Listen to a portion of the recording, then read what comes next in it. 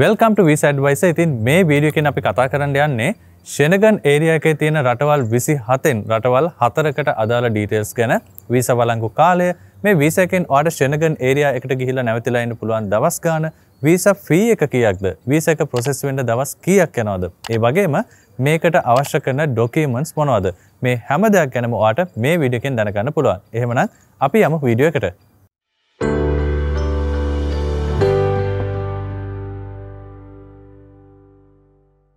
මුලින්ම අපි බලමු අද වීඩියෝ එකෙන් කතා කරන්න යන countries 4 මොනවද කියලා.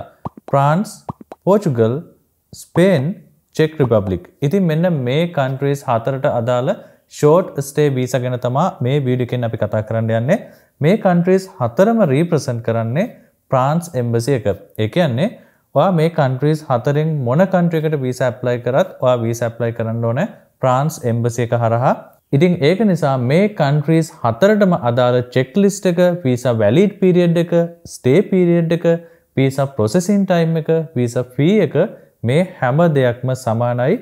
country එකෙන් country එකට වෙනස් වෙන්නේ නැහැ. මොකද එකම embassy එකක් through visa එක apply කරන නිසා. ඒ වගේම තමයි මේ countries වල short stay visa එක apply කරන්න පුළුවන් මේ countries 4න් ඕනම country එකක් යම්කිසි පුද්ගලයෙක් ඒ රටට ගිහිල්ලා බලලා ආපහු ලංකාවට එනවා නම්, ඒ වගේ tourism purpose යනවා නම් ඒ අයට මේ short stay visa එක apply කරන්න පුළුවන්.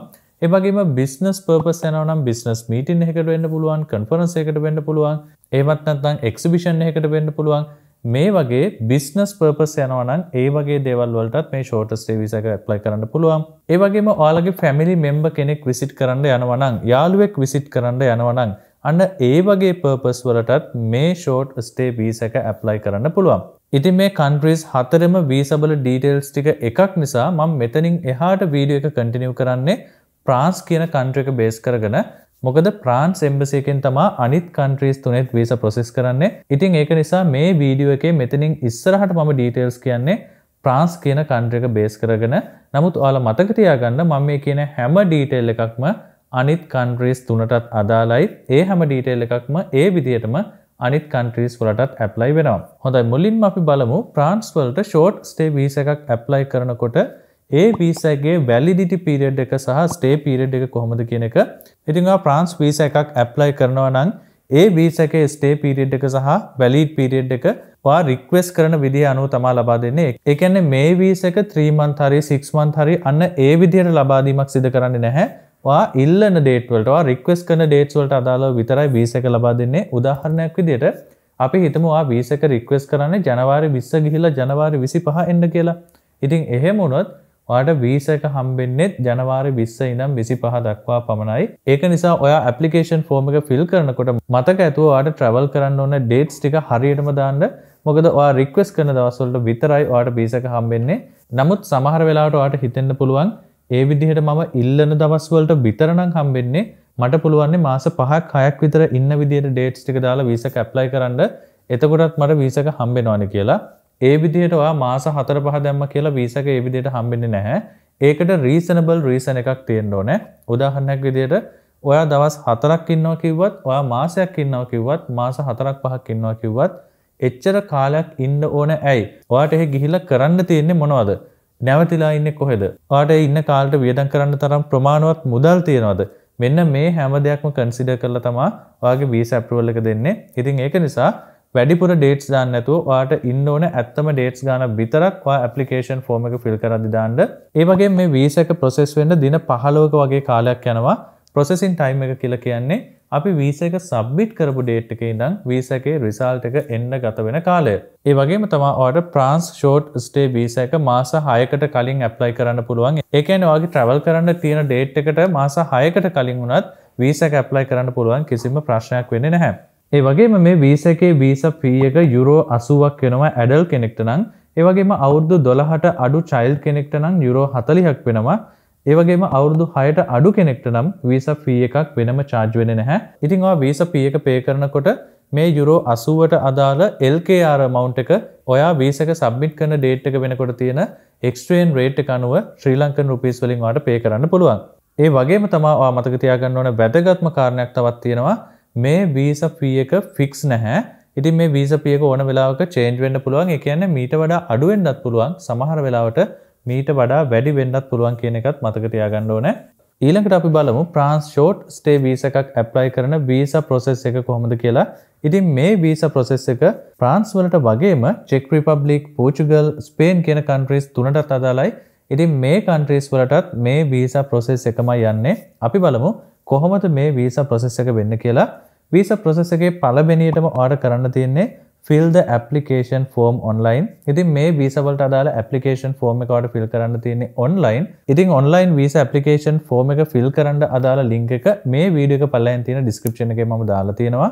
ඊළඟ step එකේදී ඔයාලට කරන්න තියෙන්නේ schedule an appointment at VFS center. ඉතින් France visa එකකට ඔයා VFS center එකේ appointment එකක් schedule කරනකොට දැනට නම් රුපියල් 11450ක මුදලක් charge කරනවා. ඒ කියන්නේ ඔයා අපොයින්ට්මන්ට් එක බුක් කරන අවස්ථාවේදී ඔන්ලයින් මේ පේමන්ට් එක කරලා තමයි ඔයාට අපොයින්ට්මන්ට් එකක් ෂෙඩියුල් කරගන්න පුළුවන් වෙන්නේ. ඊළඟට තුන්වෙනි ස්ටෙප් එකේදී give biometrics and submit the visa application sent at VFS. ඉතින් අපොයින්ට්මන්ට් එක ෂෙඩියුල් කරාට පස්සේ ඔයාට කරන්න තියෙන වැඩේ තමයි biometrics දෙන්න යන එක. biometrics දෙන්න යද්දී ඔයා අපොයින්ට්මන්ට් එක බුක් කරපු ඩේට් එක සහ ඒ අදාළ ටයිම් එකට VFS center එකට ගිහිල්ලා ඔයාගේ biometrics දීලා ඒ වගේම ඔයාගේ document ටිකත් submit කරන්න ඕනේ. ඉතින් ඔයා biometrics දෙන්න යනකොට අරගෙන යන්න ඕන documents තමයි ඔයාගේ දැනට තියෙන passport එක සහ visa fee එක cash වලින් අරගෙන යන්න ඕනේ. මෙතනදී visa fee එක ආයෙත් ගෙවන්න ඕනද කියලා ඔයාලට හිතෙන්න පුළුවන්. අපි කලින් අවස්ථාවේදී ඒ කියන්නේ second step එකේදී visa fee එක නෙමෙයි pay කරේ. ඒ VFS appointment fee එක තමයි pay කරේ. visa fee එක නෙමෙයි. ඉතින් visa fee එක ඔයා වෙනමම අනිවාර්යෙන් pay කරන්න ඕන euro 80ක මුදල.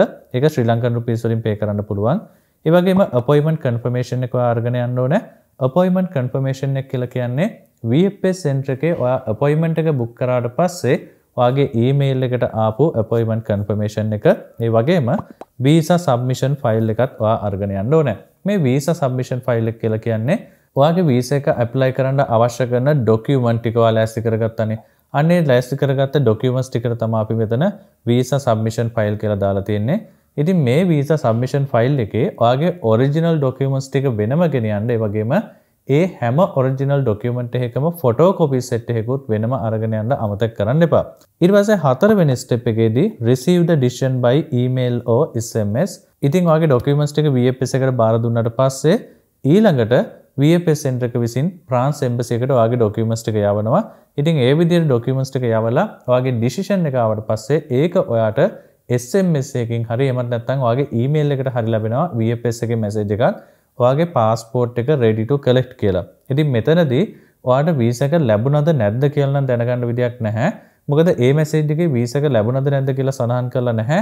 ඔයාට passport එක collect කරගන්න පුළුවන් කියලා තමයි සඳහන් කරන්නේ. ඉතින් ඒක නිසා ඔයාට visa එක ලැබුණාද නැද්ද කියන එක හරියටම දැනගන්න පුළුවන් වෙන්නේ passport එක අතර ගත්තට පස්සේ විතරයි. ඉතින් final step එකේදී ඔයාට පුළුවන් visit VFS and collect the passport. VFS center එක visit කරලා ඔයාගේ passport එක collect කරගන්න පුළුවන්. උදේ 11 ඉඳන් හවස 5 කියන time එක ඇතුළත සවුදා ඉඳන් බ්‍රහස්පතින්දා වෙනකන් නම් ඒ වගේම සිකුරාදා දවසක නම් ඔයාලට පුළුවන් උදේ 11 ඉඳන් 4 කියන කාලය ඇතුළත කැමති time එකක ගිහිල්ලා ඔයාගේ passport එක collect කරගන්න. ඒ වගේම ඔයාලට VFS එකට ගිහිල්ලා නැවත passport එක collect කරන එක කරදරයක් වගේ නම් biometrics දෙන අවස්ථාවේදී ඔයාලට පුළුවන් VFS center එකේ ඉන්න ඔෆිසර් කෙනෙක්ට කියන්න ඔයාගේ documents ටික බාර ගන්න ඔෆිසර්ට කියන්න මගේ passport එක ගෙදරටම deliver කරගන්න විදියට delivery service එකක් add කරන්න කියලා. ඉතින් එහෙම වුණොත් ඔයාට නැවත passport එක collect කරන්න VFS center එකට යන්න අවශ්‍ය නැහැ. visa එකේ decision එක දුන්නාට පස්සේ passport එක ඔයාගේ ගෙදරටම deliver කරනවා. ඉතින් මෙන්න මේ විදියට තමයි France visa apply කරන process එක වෙන්නේ.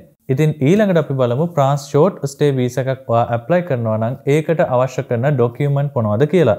ඉතින් මේ checklist එක අපි ඔයාලට categories කීපයක් ඇරදී තමයි explain කරන්නේ. ඒකට හේතුව තමයි මේ වීඩියෝ එක බලන ඔයාලට මේක තේරුම් ගන්න පහසු වෙන්න. එහෙම නැතුව embassy එකෙන් අපි මේ වීඩියෝ එකේ ඔයාලට ඉදිරිපත් කරන ආකාරයට categorize කරලා checklist එකක් දීලා නැහැ. මේක සම්පූර්ණයෙන්ම වීඩියෝ එක බලන ඔයාලට documents ටික තනියම arrange කරගන්න ලේසි වෙන්න තමයි මේ විදිහට categorize කරලා තියෙන්නේ. ඉතින් මේකේ තියෙන පළවෙනි category එක තමයි personal documents කියන එක. අපි බලමු personal document යටතේ ඔයා සූදානම් කරගන්න ඕන documents මොනවද කියන එක ගැන. number 1 current and previous passport. ඉතින් ඔයාගේ දැනට තියෙන passport එක සහ පරණ passport එකක් තියෙනවා නම් මේ පරණ passport එකත් මේකට අවශ්‍ය වෙනවා. මේකදී ස්පෙෂලි ඔයාලට වැදගත් වෙන දෙයක් තමයි ඔයා කලින් travel කරලා තියෙනවා නම් ඒ travel history එක මොකද ඔයා මේ වගේ visa එකකට apply කරනකොට embassy එකෙන් speciallyම බලන දෙයක් තමයි ඔයාට හොඳ travel history එකක් තියෙන කෙනෙක්ද කියලා. ඉතින් එහෙම හොඳ travel history එකක් තියෙන කෙනෙක් නම් ඒගොල්ලෝ දන්නවා ඔයා අනිවාර්යයෙන්ම ඒ රටට ගියාට පස්සේ නැවත ලංකාවට return වෙනවා කියන එක. Number 2 two color photos with plain light color background. ඉතින් මේ ෆොටෝ එක ගන්න වෙනම requirement එකක් තියෙනවා photo requirement එකක්. අපි ඒක වලට වෙනම දවසක වීඩියෝ එකකින් වෙන වීඩියෝ එකකින් අරගෙන එන්නම්. Number 3 previous visa copies. ඉතින් මම කලින් සඳහන් කරපු ආකාරයටම ඔයා කලින් වෙන රටවල් වලට travel කරලා තියෙනවා නම් ඔයාගේ immigration history එක මේ visa approval එකට ගොඩක් වැදගත් වෙනවා. එහෙම කලින් travel කරපු visas තියෙනවා නම් අනිවාර්යයෙන්ම ඔයා document කරනකොට ඒ කලින් කරපු visa ටිකත් documents වලට ඇතුළත් කරන්න. Number 4 travel health insurance. ඉතින් මේ travel health insurance එක Schengen visa එකක් apply කරනකොට mandatory දෙයක්. ඒ කියන්නේ අනිවාර්යයෙන්ම travel insurance එකක් submit කරන්න ඕනේ. මේ travel insurance එක සම්පූර්ණ Schengen state එකේ. ඒ කියන්නේ Schengen state එකේ දැනට නම් countries 27ක් තියෙනවා. මේ 27ටම valid වෙන විදිහට තමයි මේ travel insurance එක තියෙන්න ඕනේ. ඒ වගේම travel insurance එකේ cover එක euro 30000ක් තියෙන්න ඕනේ. ඒ කියන්නේ ඔයාලට මොනවා හරි medical emergency එකක් ආවොත් ඒ medical emergency එක cover කරන්න travel insurance එකෙන් euro 30000ක මුදලක cover එකක් තියෙන්න ඕන කියන එක තමයි ඉතින් මෙතනින් අදහස් කරන්නේ. Number 5 temporary flight ticket reservation. ඉතින් මෙතනදී ඔයාලා මතක තියාගන්න ඕන ticket reservation එක දානකොට කිසිම වෙලාවක මුදල් ගෙවීමක් කරලා ticket එක issue කරපු ticket එක visa එකට දාන්න එපා. මොකද embassy එකෙන් පැහැදිලිව සඳහන් කරලා තියෙනවා visa එක එන්න කලින් ticket issue කරන්න එපා. එහෙම issue කරපු අවස්ථාවකදී visa එක reject වුණොත් එහෙම air ticket එක සඳහා වෙන lost එක සම්බන්ධයෙන් embassy එක කිසිදු වගකීමක් බාරගන්නේ නැහැ කියලා. ඉතින් අපිත් recommend කරනවා කිසිම වෙලාවක visa එකක් ලැබෙන්න කලින් මොන රටට වුණත් visa එකක් ලැබෙන්න කලින් ticket එකක් issue කරගන්න එපා. visa එක ආවට පස්සේ ඔයාගේ ticket එක issue කරගන්න. ඉතින් ඔයා visa එක apply කරනකොට නම් තාවකාලික ticket itinerary එකක් ඔයාලට දාන්න පුළුවන්. තාවකාලික ticket itinerary එකක් ඔයාලට ticket කරන agent කෙනෙක්ගෙන් එහෙම නැත්නම් අපෙන් අවශ්‍ය නම් ලබා ගන්නත් පුළුවන්. ඉතින් ඒ විදිහට ticket itinerary එකක් ඔයා දාන්න ඕනේ. Number 6 hotel reservation or proof of accommodation. ඉතින් ඔයා ඒ රටට ගියාට පස්සේ නැවතිලා ඉන්නේ කොහෙද කියන එක සම්බන්ධයෙන් accommodation proof එකක් දෙන්න අවශ්‍ය වෙනවා. මේකට ඔයාට hotel booking confirmation එකක් දෙන්නත් පුළුවන්. එහෙම නැත්නම් පුළුවන් relative කෙනෙක් වගේ ඉන්නවා නම් එයාගේ passport bio page copy එකක්, bill improvement එකක්, ඒ වගේම rental agreement එකක් අන්න ඒ වගේ දෙයක් දෙන්න පුළුවන් ඔයාට proof of accommodation වශයෙන්. Number 7 cover letter and daily planned activities for the stay. ඉතින් cover letter එක කියන්නේ මොකක්ද කියලා කියනවා නම් cover letter එකේ සඳහන් කරන්න ඕන ඔයාගේ නම, passport number එක, ඇයි යන්නේ, කොච්චර දවසක් ඉන්නවද, කොහොමද ඒකට මුදල් වියදම් කරන්නේ, ආපහු ලංකාවට අනිවාර්යෙන් එනවා. මෙන්න මේ වගේ දේවල් පැහැදිලිව සඳහන් කරලා තියෙන්න ඕනේ. ඒ වගේම ඔයා ඒ රටට ගියාට පස්සේ දවස ගානේ මොනවද කරන්න කියන එක day to day plan activities වෙනම සඳහන් කරලා මොනවද කරන්න කියන එක ගැන පැහැදිලිව සඳහන් කරලා daily plan activity එකක් ඔයා ඉදිරිපත් කරන්න ඕනේ. Number 8 social media link. මේකට අදාළ වෙනවා Facebook, LinkedIn, Twitter and YouTube. ඉතින් ඔයාගේ social media links මොනවා හරි තියෙනවා නම් profession එක සම්බන්ධ දෙයක් වෙන්න පුළුවන්. එහෙම නැත්නම් වෙන achievement කරපු දෙයක් ගැන වෙන්න පුළුවන්. YouTube channel එකක් වෙන්න පුළුවන්. ඉතින් මේවල links තියෙනවා නම් ඒ links දාන එකත් ගොඩක් වැදගත් වෙයි. මොකද visa office එකට ඔයා cover letter එකේ දාලා තියෙන යම්කිසි දෙයක් ගැන verify කරගන්න ඕන වුණොත් ඔයාට පුළුවන් cover letter එකේම සඳහන් කරන්න මෙන්න මේ මගේ social media links වලින් ගිහිල්ලා check කරලා බලන්න පුළුවන්. මම මේ සඳහන් කරලා තියෙන දේ ගැන proofment මගේ social medias වල තියෙනවා කියලා. ඒක නිසා ඔයා පුළුවන් නම් professional දේවල් සම්බන්ධයෙන් ඔයාගේ social media links උනත් ඇතුළත් කරන්න. ඒකත් වැදගත් වෙයි කියලා අපි විශ්වාස කරනවා. Number 9 retired කෙනෙක්ට අවශ්‍ය කරන document එකක් තමයි අපි මෙතනදී සඳහන් කරන්නේ. pension statement for the last 6 months, pension ID, proof of regular income granted by ownership or property or business. ඉතින් retired කෙනෙක් නම් එයාට පුළුවන් එයාගේ පහුගිය මාස 6 pension statement එක ඉදිරිපත් කරන්න. ඒ වගේම retired ID එක ඊට අමතරව වෙන මොනවා හරි business එකකින් හෝ වෙන විදිහකින් එයාට income හම්බෙනවා නම් income එකක් generate වෙනවා නම් උදාහරණයක් විදිහට අපි හිතමු එයා හදපු building එකක් rent කරලා තියෙනවා. එතකොට rent එකේ income එකක් එනවනේ වෙනම. අන්න ඒ වගේ other income තියෙනවා නම් ඒ වල proof උත් දෙන්න ඕනේ. Number 10 student කෙනෙක්ට අවශ්‍ය කරන document තමයි මෙතෙන්ද කියන්නේ. ඔයා student කෙනෙක් නම් letter of school or university confirming the permitted leave, student ID, university selection letter, university enrollment letter. ඉතින් ෆැමිලි එකක් වගේ යන අවස්ථාවකදී අපි හිතමු අම්මයි තාත්තයි දුවයි පුතයි යනවා කියලා. ඉතින් මේ වගේ අවස්ථාවකදී දුව හරි පුතා හරි දෙන්නගෙන් එක්කෙනෙක් ඉස්කෝලේ යනවා වෙන්න පුළුවන්, නැත්නම් යුනිවර්සිටි එක වෙන්න පුළුවන්. ස්කූල් යන කෙනෙක් නම් පුළුවන් ස්කූල් එකෙන් ලීව් අප්‍රූවල් ලෙටර් එකක් ගන්න. ඒ වගේම යුනිවර්සිටි එකේ ඉන්න කෙනෙක් නම් ඒ ළමයාට පුළුවන් යුනිවර්සිටි එකෙන් යුනිවර්සිටි ID එක, ලීව් අප්‍රූවල් ලෙටර් එකක්, යුනිවර්සිටි සිලෙක්ෂන් ලෙටර් එක මෙන්න මේ වගේ දේවල් ඉදිරිපත් කරන්න. Number 11. Educational certificate such as degree certificate with transcript, diploma certificate. ඉතින් මේ documents දානකින් අපි බලාපොරොත්තු වෙන්නේ මේ visa එක apply කරන applicant හොඳ educated කෙනෙක් කියලා ඔප්පු කරන එක. ඔයාලට මොනවා හරි degree එකක් තියෙනවා නම් එහෙම නැත්නම් වෙන මොනවා හරි courses කරපු වල certificates තියෙනවා නම් ඒවත් ඇතුළත් කරන එක වැදගත් වෙයි කියලා අපි විශ්වාස කරනවා visa approval එකට. Number 12. Identity card with English translation. ඉතින් ඔයාගේ national ID එක අලුත් එකක් නම් අලුත් ID එකේ සිංහල, ඉංග්‍රීසි, තමිල් කියන language තුනෙන්ම details ටික print කරලා තියෙනවා. හැබැයි ඔයාගේ තියෙන පරණ ID එකක් නම් ඒ කියන්නේ අර කහ පාට ආපු ID එකක් තියෙනවනේ. ඒ ID එක නම් ඒකේ English translation එකක් අනිවාර්යයෙන් ඉදිරිපත් කරන්න. එහෙම නැතුව අලුත් ID එක නම් නැවත English translation අවශ්‍ය වෙන්නේ නැහැ. තියෙන ID එකම ඉදිරිපත් කරන්න පුළුවන්. ඉතින් මෙන්න මේ documents ටික තමයි අපි personal document කියන category යටතේ list කරලා තියෙන්නේ. ඊළඟට අපි යන් ඊළඟ category එකට number 2 proof of family ties and significant assets. ඉතින් මෙතනදී අපි බලාපොරොත්තු වෙන්නේ ඔයාගේ family එකත් එක්ක තියෙන relationship එකට අදාළ document සහ ඔයාගේ නමට මොනවා හරි වත්කම් තියෙනවා නම් අන්න ඒ වගේ දේවල් ඉදිරිපත් කරන එක අපි බලමු මේ category එක යටතේ මොනවද තියෙන්නේ කියලා. number 1 passport bio page of the family members. ඉතින් ඔයත් එක්ක travel කරන හෝ නොකරන ඔයාගේ family එකේ අනිත් members ලාට passport තියෙනවා නම් ඒගොල්ලන්ගේ passport bio pages ඔයාගේ document එක include කරන්න. Number 2 applicant birth certificate Sinhala and English translation. ඉතින් ඔයාගේ birth certificate එකේ සිංහල එක සහ ඒකේ English translation එකත් ඉදිරිපත් කරන්න. අපි හිතමු birth certificate එකේ original එකම English වලින් තියෙනවා කියලා. ඉතින් ඒ වගේ අවස්ථාවකදී නම් නැවත translation අවශ්‍ය වෙන්නේ නැහැ. මෙතන අපි අදහස් කරන්නේ original birth certificate එක සිංහලෙන් තියෙනවා නම් ඒක English වලට translate කරලා ඉදිරිපත් කරන්න. translate කරන්න ඕනේ කාගෙන්ද කියන ප්‍රශ්නේ එනවා නම් translate කරගන්න ඕනේ සෝන් translator කෙනෙක්ගෙන්. ඉතින් සෝන් translators-ලා හැම city එකකම වගේ ඉන්නවාට පුළුවන් ඒ සෝන් translator කෙනෙක්ගෙන් ඔයාගේ birth certificate එක translate කරගන්න. number 3 children birth certificate and English translation. ඉතින් මෙතනදී අදහස් කරන්නේ අපි හිතමු family එක අම්මයි තාත්තයි ළමයයි ඉන්නවා. හැබැයි තාත්තා විතරයි travel කරන්නේ. ඉතින් මේ වගේ අවස්ථාවකදී තාත්තට පුළුවන් තමන්ගේ ළමයින්ගේ birth certificate සහ ඒවල English translation ඉදිරිපත් කරන්න. මේකෙදි බලාපොරොත්තු වෙන්නේ තමන් ආපහු ලංකාවට එන්න තරම් reasons ලංකාවේ තියෙනවා කියන එක prove කරන්න. number 4 marriage certificate and English translation.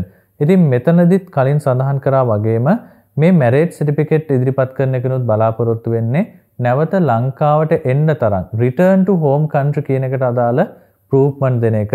තමන්ගේ marriage certificate එක සිංහලෙන් තියෙනවා නම් ඒකේ English translation එකකුත් එක්ක ඉදිරිපත් කරන එක තමයි හොඳම දේ. ඒක නිසා අනිවාර්යයෙන්ම English translation එකක් ගන්න.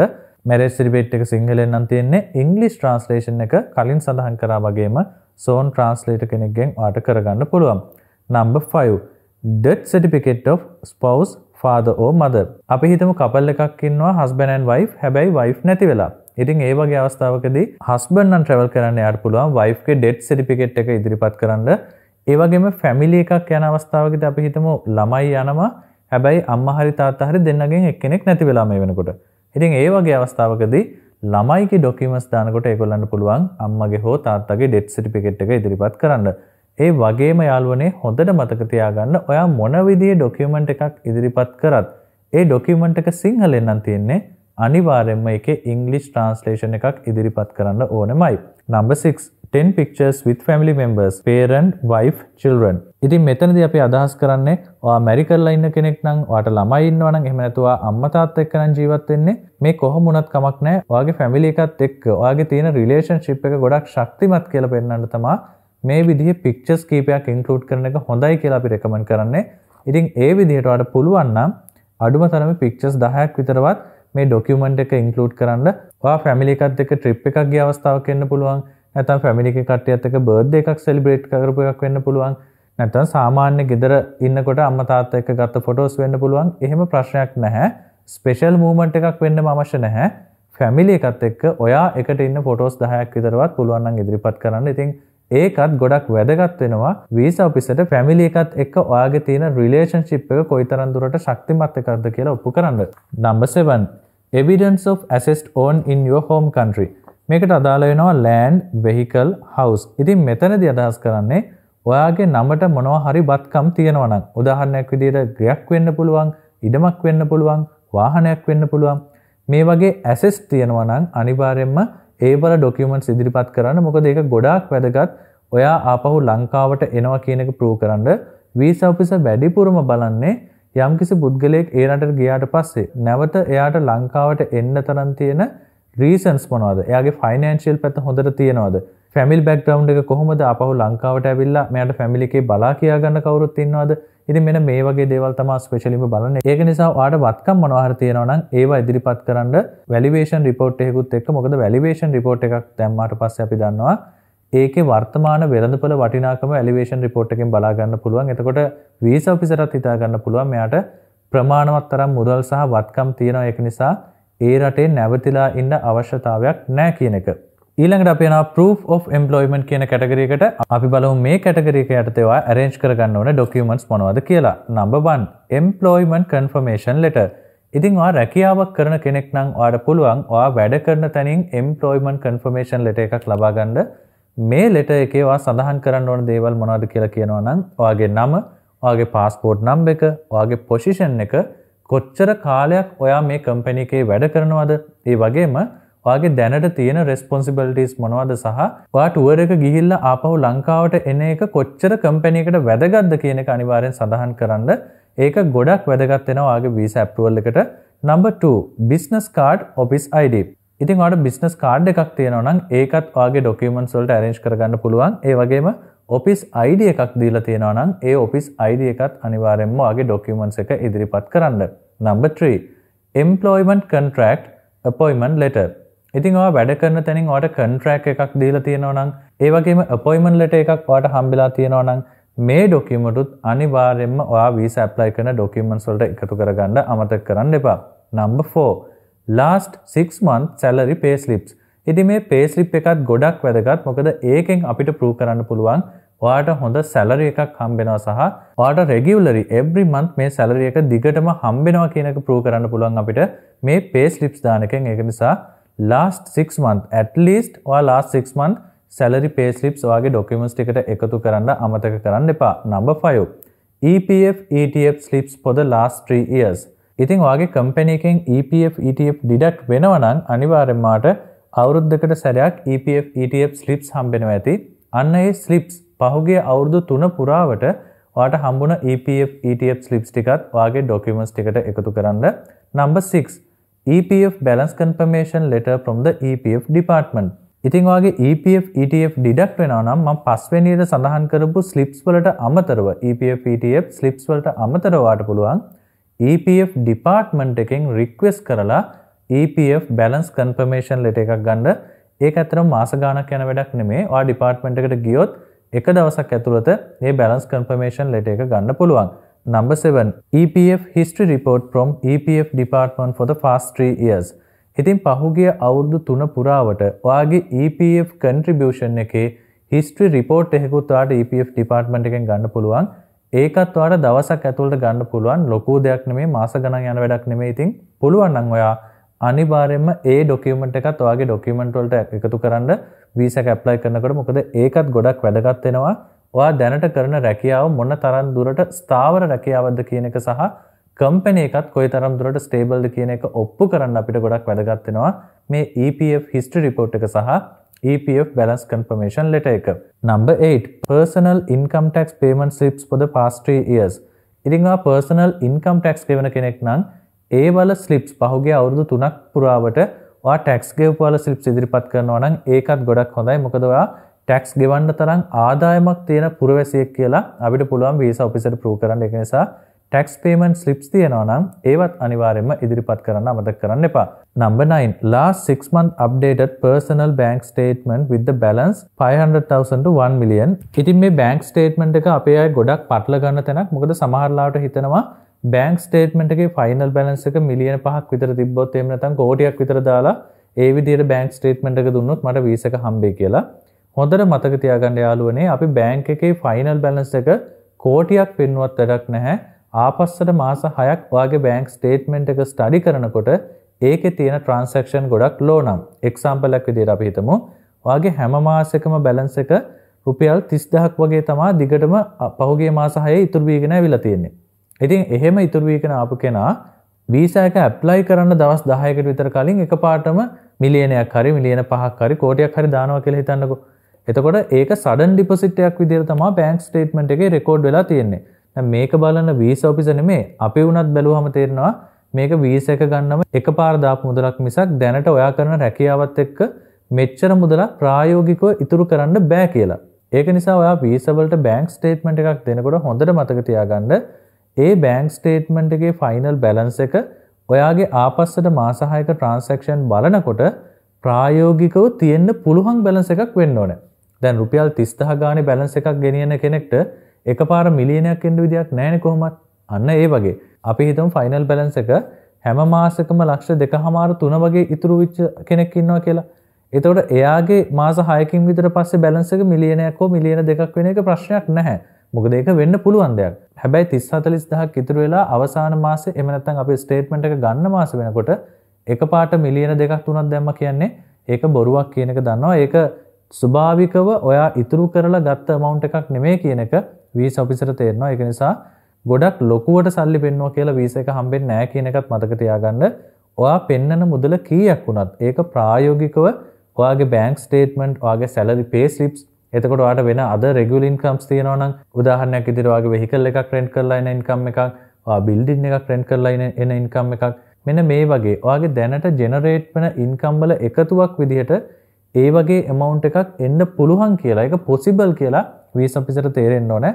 එහෙම නැතුව ලොකු ගණන් දැම්ම කියලා කිසිම තේරුමක් වෙන්නේ නැහැ. ඉතින් එම්බසි එක කිසිම අවස්ථාවක exact amount එකක් දීලා නැහැ. මෙන්න මේ මුදල තමයි හරියටම ෆයිනල් බැලන්ස් එක විදිහට තියෙන්න ඕන කියලා. ඒක ඇත්තටම purpose එකත් එක්ක වෙනස් වෙනවා. උදාහරණයක් විදිහට අපි හිතමු ඔයා යන්න බලාපොරොත්තුෙන් ඉන්න country එකේ දැනට ඔයාගේ දුව හරි පුතා හරි අවුරුදු 3ක විතර course එකක් කරනවා. එතකොට ඔයා වීසා එක apply කරනවා මාස 6කට හරි අවුරුද්දකට හරි පුතා හරි දුව හරි නිතර බලන්න යන්න ආස හිතන හින්දා තමන්ගේ දරුවනේ. එතකොට බලන්න යන්න ආසයි. ඒක emotional fact එකක්. ඉතින් ඒ වගේ දෙයකදී bank balance එකට වඩා වීසා ඔෆිස බලන්නේ එහි ඉගෙන ගන්න ස්ටුඩන්ට් ගේ details හරියට තියෙනවද කියන එක.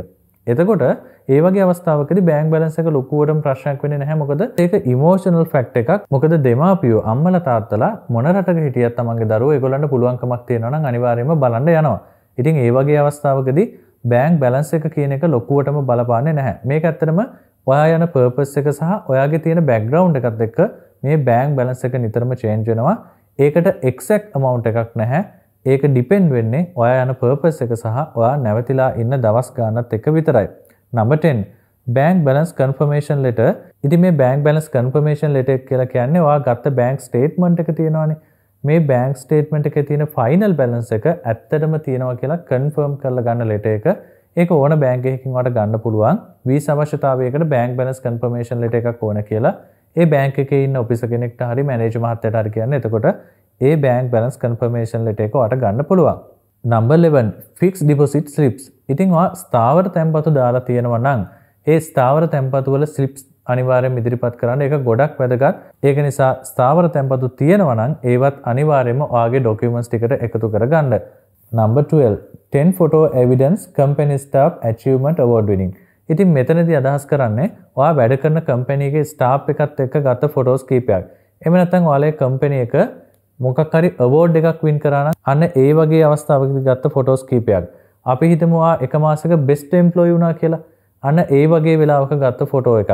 ඉතින් මෙන්න මේ වගේ photos 10ක් විතර ඔයා වැඩ කරන environment එකට අදාළව ඇතුළත් කරන්න ඒකත් ගොඩක් හොඳ එවිඩන්ස් එකක් ප්ලස් පොයින්ට් එකක් ඔයා දැන් කරන රැකියාවේ ස්ථාවරත්වය සහ ඔයා කොයිතරම් දුරට රැකියාවට කැප වෙලා වැඩ කරනවද කියන එක ප්‍රූව් කරන්න පුළුවන් නම් ඔයා ෆොටෝස් 10ක් විතර ඔයාගේ ડોකියුමන්ට් චෙක්ලිස්ට් එකට ඇතුළත් කරගන්න.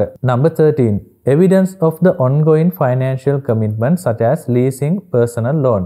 ඉතින් මේකත් ගොඩක් වැදගත් පොයින්ට් එකක්. සමහර අය හිතනවා බැංක් ස්ටේට්මන්ට් එකත් හරි එම්ප්ලොයිමන්ට් ලෙටර් එකත් හරි මේ ඔක්කොම හරියට තිබ්බාම හරි හැබැයි මගේ පර්සනල් ලෝන් එකක් යනවා එහෙම නැත්නම් ලීසින් එකක් යනවා මේක මම වීසා එක දාන අවස්ථාවේදී කියන්න ඕනේ නැහැ.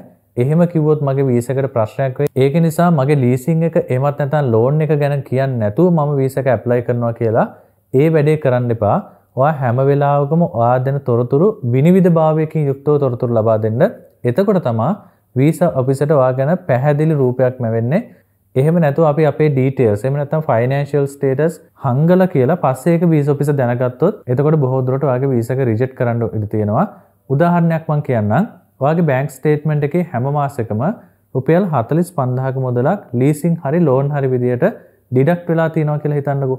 හැබැයි ඔයාගේ කවර් ලෙටර් එකේ සඳහන් කරන්නේ නැහැ මට මෙහෙම ලීසින් එකක් තියෙනවා නැත්නම් ලෝන් එකක් තියෙනවා මාසෙකට සැරයක් මගේ සැලරි එකෙන් මෙන්න මෙච්චර ගණන් අඩු වෙලා තමයි මට මෙන්න මේ වගේ මුදලක් එන්නේ කියලා. මේක ඔයා කවර් ලෙටර් එකේ දාන්නේ නැහැ. එහෙම නැත්නම් ඔයා ෆයිනෑන්ෂියලි ඔයාගේ ෆයිනෑන්ෂියල් ස්ටේටස් එක එක්ස්ප්ලেইন කරන ලෙටර් එක දාන්නෙත් නැහැ. හැබැයි බැංක් ස්ටේට්මන්ට් එක බලපු ගමන්ම වීසා ඔෆිසර් තේරෙනවා මෙයා ලීසින් හරි නැත්නම් ලෝන් එකක් හරි අරගෙන මාස් පතා මෙච්චර මුදලක් ඒකෙන් අඩු වෙලා තියෙනවා. එතකොට මෙච්චර මුදලක් අඩු වෙනවා නම් මෙයාගේ පඩියත් එක්ක මේ වගේ ගණක් බැංක් ස්ටේට්මන්ට් එකේ ඉතුරු වෙන්න විදිහක් නැහැ.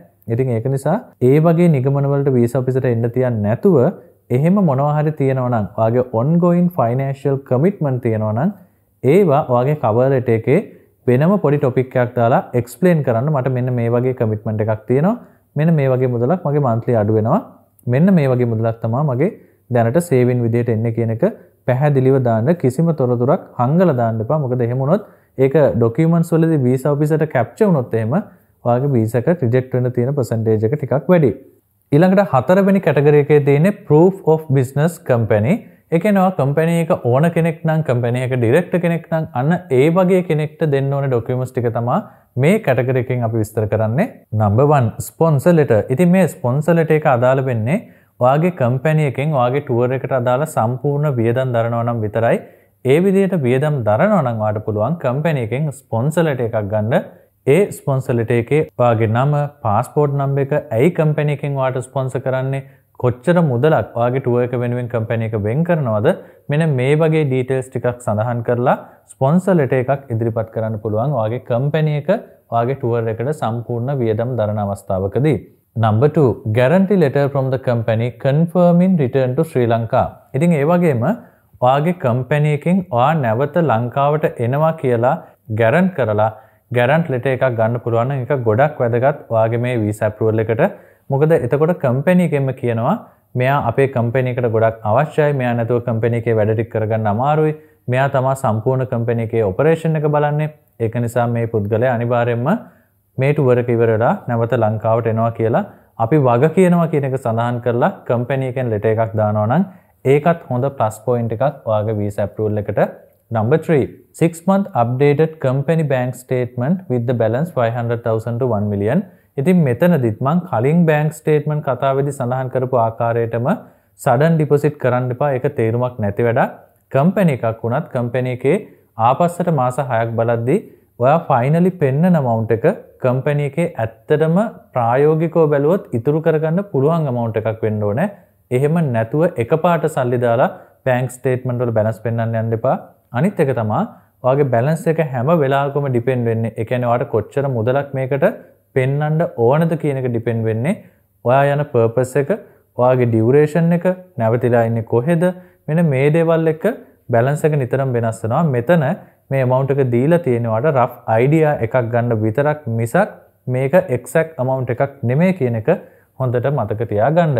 Number 4, bank balance confirmation letter. ඉතින් bank balance confirmation letter එකකුත් ගන්න. ඔයා company bank statement එකක් දෙනවා නම් bank balance confirmation letter එක ඔයාට bank එකෙන් request කරලා ගන්න පුළුවන්.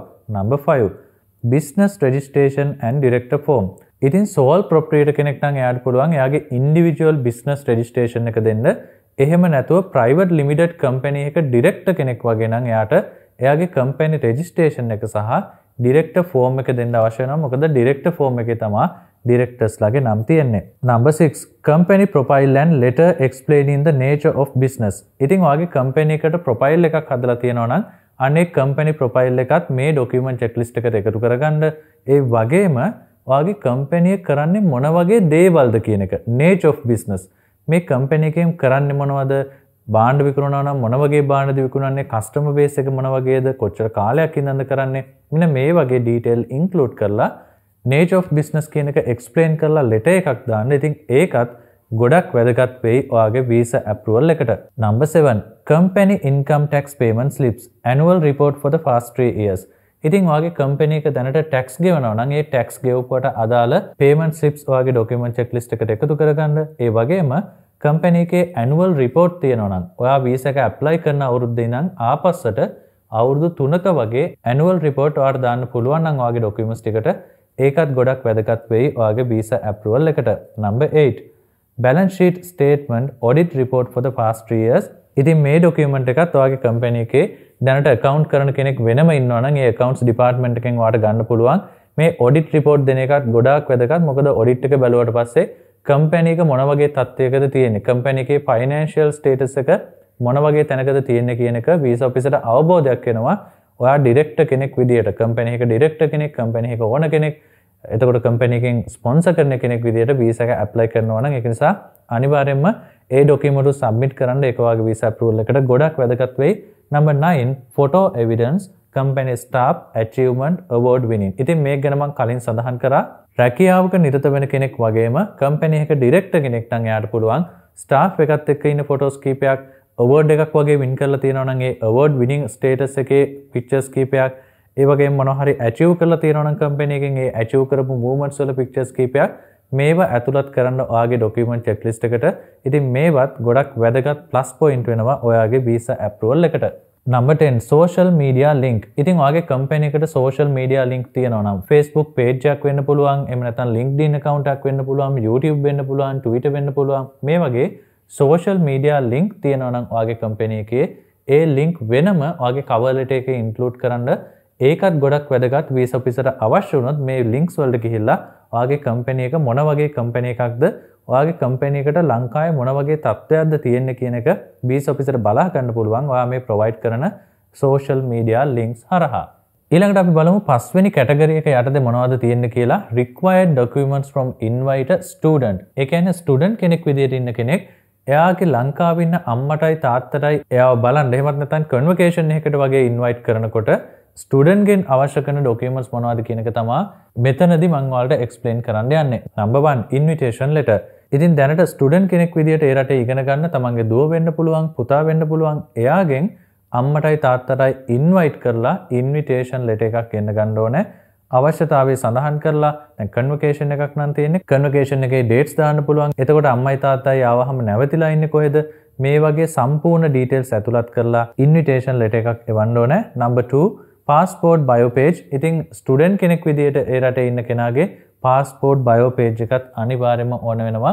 ඒ වගේම එයාගේ නමට, ඒ කියන්නේ මේ ස්ටුඩන්ට් කෙනෙක් විදියට ඉන්න කෙනාගේ නමට electricity bill, water bill වගේ එනවා නම් ඒ electricity bill එකක් හරි water bill එකකුත් හරි අනිවාර්යයෙන්ම දාන්න. ඒ වගේම එයා දැනට ඒ රටේ apartment එකක් හරි එහෙම නැත්නම් ගෙදරක් හරි rent එකට අරගෙන තියෙනවා නම් අනිවාර්යයෙන්ම rental agreement එකක් දාන්න අමතක කරන්න එපා. Number 4 student visa and student ID. ඉතින් මේකෙන් අදහස් කරන්නේ ස්ටුඩන්ට් කෙනෙක් විදිහට ඉන්නවා නම් අනිවාර්යයෙන්ම ස්ටුඩන්ට් වීසා එකක් ඇති. ඉතින් ඒ ස්ටුඩන්ට් වීසා එක වගේම අදාළ යුනිවර්සිටි එකෙන් ස්ටුඩන්ට් ID එකක් දීලා තියෙනවා.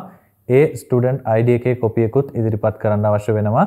ස්ටුඩන්ට් කෙනෙක් විදිහට අම්මටයි තාත්තටයි ලංකාවේ ඉන්න අම්මටයි තාත්තටයි එයාව බලන්න ඉන්වයිට් කරන අවස්ථාවකදී. Number 5 student confirmation of enrollment. ඉතින් ස්ටුඩන්ට් කෙනෙක් විදිහට යම්කිසි යුනිවර්සිටි එකකට බඳව ගන්නකොට ඒ යුනිවර්සිටි එකෙන් එයාව recruit කරා කියලා confirm කරලා letter එකක් එවනවා. ඉතින් ඒ student confirmation letter එකත් අනිවාර්යයෙන්ම මේ documents ටිකත් එක්ක ඉදිරිපත් කරන්න ඕනේ. Number 6 relationship proof, birth or marriage certificate. ඉතින් මෙතනදී අපිට පුළුවන් ස්ටුඩන්ට් කෙනෙක් විදිහට ඉන්න කෙනෙක් ලංකාවේ ඉන්න අම්මටයි තාත්තටයි ඉන්වයිට් කරනවා නම් ඒ දෙන්න එයාගේම අම්මයි තාත්තයි කියලා ඔප්පු කරන්න ස්ටුඩන්ට් කෙනෙක් විදිහට ඉන්න කෙනාගේ birth certificate එකේ original එක සහ ඒක සිංහලෙන් තියෙනවා නම් ඒකේ English translation එකක් ඉදිරිපත් කරන්න. එහෙම නැතුව අපි හිතමුකෝ husband and wife තමයි දැනට එහි study කරන්නේ. ඉතින් wife husband ස්පොන්සර් කරනවා නම් ඒ වගේ අවස්ථාවකදී marriage certificate සිංහල එක සහ ඒකේ English translation එක දාන්න පුළුවන්. Number 7 10 pictures with the family members and university. ඉතින් මේකේදී අදහස් කරන්නේ ඔයා ලංකාවේ ඉන්න කාලේ ස්ටුඩන්ට් කෙනෙක් විදිහට දැනට ඉන්න කෙනා ලංකාවේ ඉන්න කාලෙදී අම්මයි තාත්තයි එක ගත්ත ෆොටෝස් දාන්න පුළුවන්. husband and wife වගේ නම් ඒ දෙන්න එකට ලංකාවේ ඉන්න කාලේ ගත්ත ෆොටෝස් කීපයක් ඉදිරිපත් කරන්න පුළුවන්. ඒ වගේම දැනට ස්ටුඩන්ට් කෙනෙක් විදියට යුනිවර්සිටි එකේ ඉගෙන ගන්න කෙනා යුනිවර්සිටි එකේ ගත්ත පික්චර්ස් කීපෙකුත් අපිට එවිඩන්ස් විදියට දාන්න පුළුවන්. ඉතින් මේ විදියට ෆොටෝස් දානකින් බලාපොරොත්තු වෙන්නේ නැත්නම් ඒගොල්ලොත් එක්ක තියෙන රිලේෂන්ෂිප් එක මොන තරම් දුරට ස්ට්‍රෝං එකක්ද කියලා ප්‍රූව් කරන එක. number 8 address phone number and email. ඉතින් මේ address එකයි phone number එකයි email එකයි අවශ්‍ය වෙන්නේ දැනට ස්ටුඩන්ට් කෙනෙක් විදියට ස්ටඩි කරන කෙනාගේ එයාගේ දැනට එහෙ ඉන්න address එකයි phone number එකයි email address එකයි ඔයාගේ document checklist එකත් එක්ක ඇතුළත් කරන්න වෙනවා. number 9 money transfer receipt to the relation. ඉතින් මෙතනදී අදහස් කරන්නේ සමහරලාට ස්ටුඩන්ට් කෙනෙක් විදියට ඉගෙන ගන්න කෙනා ලංකාවේ ඉන්න අම්මටයි තාත්තටයි එහෙ ඉඳන් ලංකාවට සල්ලි එවලා තියෙන්න පුළුවන්. ඉතින් ඒ වගේ සල්ලි එවපල රිසිට් තියෙනවා නම් අන්නේ රිසිට් එකත් මතක ඇතුව ඔයාගේ ඩොකියුමන්ට්ස් ටිකට එකතු කරගන්න. ඒකත් ගොඩක් වැදගත් පොයින්ට් එකක් එනවා ලංකාවේ ඉන්න ඔයාගේ රිලේෂන් ගේ වීසා ඇප්‍රූවල් එකට. ඊළඟට අපි යන් 6 වෙනි කැටගරි එකට visit family and friends. ඉතින් ඔයා ඒ රටේ ඉන්න යාළුවෙක් හරි එහෙම නැත්නම් ඔයාගේ රිලේෂන් කෙනෙක් හරි බලන්න යනවා නම් ඒ වගේ අවස්ථාවකදී දෙන්න ඕන ඩොකියුමන්ට්ස් මොනවද කියන එක තමයි මෙතනදී එක්ස්ප්ලেইন කරන්න යන්නේ. මෙතනදී අපි එක්ස්ප්ලেইন කරන්නේ ඔයා දෙන්න ඕන ඩොකියුමන්ට්ස් නෙමේ ඔයාගේ ඒ රටේ ඉන්න රිලේෂන් දෙන්න ඕන ඩොකියුමන්ට් තමයි මෙතනදී එක්ස්ප්ලেইন කරන්නේ. number 1 invitation letter. ඉතින් ඔයාගේ යාළුවෙක් වෙන්න පුළුවන් එහෙම නැත්නම් රිලේෂන් කෙනෙක් වෙන්න පුළුවන්. මේ කවුරු වුණත් ඔයාව ගෙන්න ගන්නවා නම් ඒ රටට අනිවාර්යයෙන්ම invitation letter එකක් එවන්න ඕනේ. මේ invitation letter එකේ ඔයාගේ නම, passport number එක, කොච්චර කාලයකට දෙන්නේ, ඇවිල්ලා නැවතිලා ඉන්නේ කොහෙද, ඇයි එන්නේ මේ වගේ හේතුත් සඳහන් කරලා invitation letter එකක් එවන්න අවශ්‍ය වෙනවා. number 2 sponsor letter. අපි හිතමු ඔයාගේ ඒ රටේ ඉන්න රිලේෂන් හරි යාළුවා හරි ඔයාට ස්පොන්සර් කරනවා කියලා. ඒ වගේ ස්පොන්සර් කරනවා නම් අනිවාර්යයෙන්ම ස්පොන්සර් ලෙටර් එකකුත් එවන්න ඕනේ. මේ ස්පොන්සර් ලෙටර් එකේ සඳහන් කරන්න ඕනේ කොච්චර මුදල් ප්‍රමාණයකින්ද ස්පොන්සර් කරන්නේ, ඇයි ස්පොන්සර් කරන්නේ, කොහෙද නැවතිලා ඉන්නේ, මොනවටද ස්පොන්සර් කරන්නේ, ඒ කියන්නේ මීල්ස් වලටද, එයාර් ටිකට් වලටද, වීසා වලටද නැත්නම් සම්පූර්ණ වියදමද, මෙන්න මේ වගේ ස්පොන්සර් කරන්නේ මොන විදිහටද කියන එක පැහැදිලිව සඳහන් කරලා ස්පොන්සර් ලෙටර් එකකුත් අවශ්‍ය වෙනවා. ඉතින් මේක අදාළ වෙන්නේ ස්පොන්සර් කරන අවස්ථාවකදී විතරයි. number 3 6 month bank statement if only sponsor. ඉතින් මේ 6 month updated bank statement එක කියන්නේ ඔයාගේ ඒ රටේ ඉන්න රිලේෂන් ගේ bank statement එක තමයි මෙතන සඳහන් කරලා තියෙන්නේ. මේ bank statement එක අවශ්‍ය වෙන්නේ එයා ඔයාට ස්පොන්සර් කරනවා නම් විතරයි. number 4 copy of inviters sponsors passport citizenship certificate. ඉතින් මෙතනදී අදහස් කරන්නේ ඔයාගේ ඒ රටේ ඉන්න යාළුවා හෝ එහෙම නැත්නම් ෆැමිලි මෙම්බර් වෙන්න පුළුවන්. එයාගේ passport bio page එක වගේම දැන්ට ඒ රටේ citizenship හම්බෙලා තියෙන කෙනෙක් නම් ඒ citizenship එක හම්බුන එකට අදාළව document proof දෙන්න ඕනේ. ඉතින් ඒ documents අනිවාර්යයෙන්ම ඔයාගේ document checklist එකට එකතු කරගන්න. ඊළඟට බලමු number 5 employment confirmation letter and 3 months pay slips. ඉතින් මේ employment confirmation letter එක දෙන්න ඕනෙත් ඔයාගේ ඒ රටේ ඉන්න family member එයා එහෙ වැඩ කරන තැනින් තමයි employment confirmation letter එක දෙන්න ඕනේ. මේකත් අදාළ වෙන්නේ ඇත්තටම ස්පොන්සර් කරන අවස්ථාවකදී විතරයි. ඒ විදිහට ස්පොන්සර් කරනවා නම් අනිවාර්යයෙන්ම යාට මුදල් වෙන ක්‍රමවේදයක් තියෙන්න ඕනනේ. ඒක නිසා තමයි අපි employment confirmation letter එකක් දාන්නේ. ඒ වගේම pay slips හම්බෙනවා නම් මාස 3ක වගේ pay slips ටිකකුත් එකතු කරන්න ඔයාගේ document checklist එකට. number 6 money transfer receipt to the relation. ඒ ඉන්න රිලේෂන් ඔයාට සල්ලි එවලා තියෙනවා නම් ලංකාවට ඒ සල්ලි එවපු වගේ රිසිට් උත් අනිවාර්යයෙන්ම ඇටච් කරන්න ඔයාගේ ડોකියුමන්ට් එක. ඒකත් ඔයාට ගොඩක් වැදගත් වෙයි ඔයාගේ වීසා එකට. number 7 වල තියෙනවා relationship proof birth marriage certificate. ඉතින් මෙතනදී අදහස් කරන්නේ ඔයාට ස්පොන්සර් කරන කෙනා හරි ෆැමිලි එකේ ඉන්වයිට් කරන කෙනා හරි එයයි ඔයයි අතර තියෙන රිලේෂන්ෂිප් එක මොකක්ද කියලා අනිවාර්යෙන් ප්‍රූව් කරන්න ඕනේ. එහෙම ප්‍රූව් කරන්න ඔයාට පුළුවන් birth certificate හෝ marriage certificate ඔයාගේ තියෙන relationship එකත් එක්ක තමයි ඒක depend වෙන්නේ. ඒකට අදාළව birth හෝ marriage certificate ලබා දෙන්න. ඒ වගේම මේ document දෙද්දි මතක තියාගන්න සිංහලෙන් තියෙනවා නම් අනිවාර්යයෙන්ම ඒකේ English translation එකක් එක්ක තමයි ඒ document දෙන්න අවශ්‍ය වෙන්නේ. number 8 10 pictures with the family members. ඉතින් මෙතනදී අදහස් කරන්නේ ඔයාට invite කරන family member වෙන්න පුළුවන් එහෙම නැත්නම් යාළුවා වෙන්න පුළුවන්. එයත් එක්ක එකට ගත්ත pictures තියෙනවා නම් අන්න ඒ වගේ pictures 10ක් විතර ඉදිරිපත් කරන්න. ඒකත් ගොඩක් වැදගත්. ඒ invite කරන කෙනා හෝ sponsor කරන කෙනයි ඔයයි අතර තියෙන relationship එක prove කරන්න. number 9 water phone or electricity bill. ඉතින් ඔයාගේ ඒ රටේ ඉන්න කෙනාගේ නමට එන phone bill එකක් හරි electricity bill එකක් හරි එහෙම නැත්නම් water bill එකක් හරිත් include කරනවා නම් ගොඩක් හොඳයි. number 10 address, phone number and email. ඉතින් ඔයාගේ ඒ රටේ ඉන්න කෙනාගේ phone number එක, address එක සහ email address එකත් මෙතනදී අවශ්‍ය වෙනවා visa එක apply කරනකොට. ඒ වගේම ඔයාලට ස්පොන්සර් කරනවා නම් ඇත්තටම family එකේ close relation කෙනෙක්ට විතරයි ස්පොන්සර් කරන්න පුළුවන්. යාළුවෙක් වගේ කෙනෙක් ස්පොන්සර් කරනවා කියලා දැම්මට ඇත්තටම තේරුමක් වෙන්නේ නැහැ. visa එක reject වෙන්න තියෙන percentage එක ගොඩක් වැඩි. ස්පොන්සර් කරනවා නම් ඔයාගේ family එකේ ළඟම අය වෙන්න ඕන. උදාහරණයක් විදියට ඒ රටේ ඉන්න දුවට හෝ පුතාට පුළුවන් තමන්ගේ අම්මට තාත්තට එහෙම නැත්නම් සහෝදරයාට හෝ සහෝදරියට ස්පොන්සර් කරන්න. එහෙම නැතුව ඒ රටේ ඉන්න යාළුවෙක් ලංකාවේ ඉන්න තවත් යාළුවෙක්ට ස්පොන්සර් කරනවා කියලා දැම්ම කියලා ඇත්තටම තේරුමක් වෙන්නේ නැහැ. visa එක බොහෝ දුරට reject වෙනවා. ඊළඟට අපි බලමු 7 වෙනි කැටගරි එක international fairs and exhibitions. ඉතින් මේ වගේ international fair එකකට හරි එහෙම නැත්නම් exhibition එකකට හරි යනවා නම් ඔයා දෙන්න ඕනේ documents මොනවද කියලා බලමු. number 1 document proof of full payment for the stall. ඉතින් මෙන්න මේ documents තමයි අපි හදලා තියෙන checklist එකේ තියෙන්නේ.